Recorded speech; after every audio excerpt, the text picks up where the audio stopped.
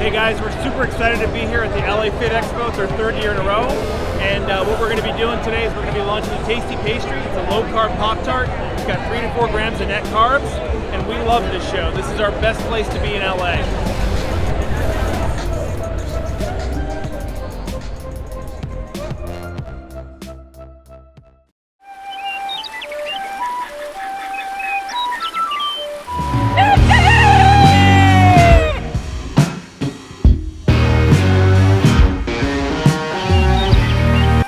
Welcome back to Legendary Foods Muscle in the Morning.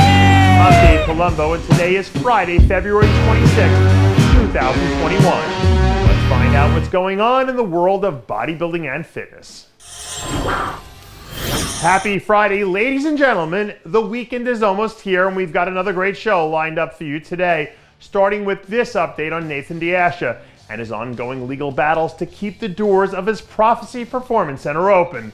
As many of you know, a few weeks ago, we shared a video of Nathan being handcuffed and attacked by the Liverpool Police Department, and we asked you to do whatever you could to reach out and show your support to put an end to this injustice. And now, it puts a smile on my face to say that it worked.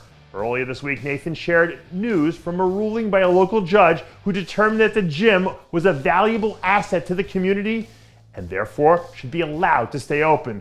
We hear so much negativity on the news and social media all the time, and sometimes it's hard not to think that this world is going to hell in a handbasket.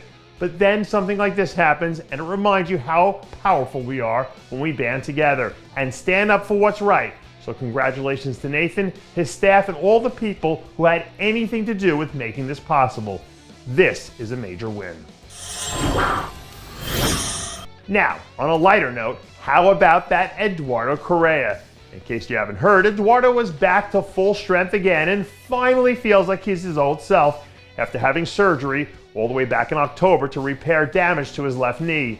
Over the last month or so, it feels like Eduardo's really started to hit his stride. And in the photos I've seen, he looked pretty damn close to being where he was before the injury. Hopefully this time he's finally over the injury bug for good, because I still think he has what it takes to be a top tier contender in the 212 division. But for him, the biggest key is staying healthy, because if he can manage to do that, a 100% Eduardo Correa is still good enough to make a deep Olympia run. A few weeks ago, someone wrote to me and asked about the common personality traits that I think great athletes have. And to be completely honest, I don't think there's a simple answer to that question, but I will say this: I've never met a great athlete who isn't supremely confident. Take Terrence Ruffin, for example. Taking an entire season off after you've been one of the top 10 athletes in the world for 2 straight years is one of those things you only do if you're supremely confident in your ability to get back, which he obviously was. Now he's the number 2 ranked athlete in the world, and he should be as confident as ever. Because if he can make that big of a jump in less than 12 months, just imagine what he can do between now and October. In most sports, there's usually some sort of preseason ranking or preseason watch list that's generated by the media, just so they have something to talk about. But being voted by the fans as one of the preseason athletes to watch is a completely different story, because now they're the ones who are essentially saying, we're looking to you to lead the charge.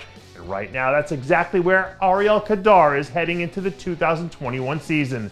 A few weeks ago, she was voted as the competitor to watch by FitGem Awards, which is huge for her considering she's coming off a career best 4th place at the Olympia last December. On paper, it feels like all the pieces are starting to fall into place. And if that's the way things do end up playing out, it'll be fun to see how she pushes herself into contention as a serious title threat. And that does it for yet another edition of Muscle in the Morning.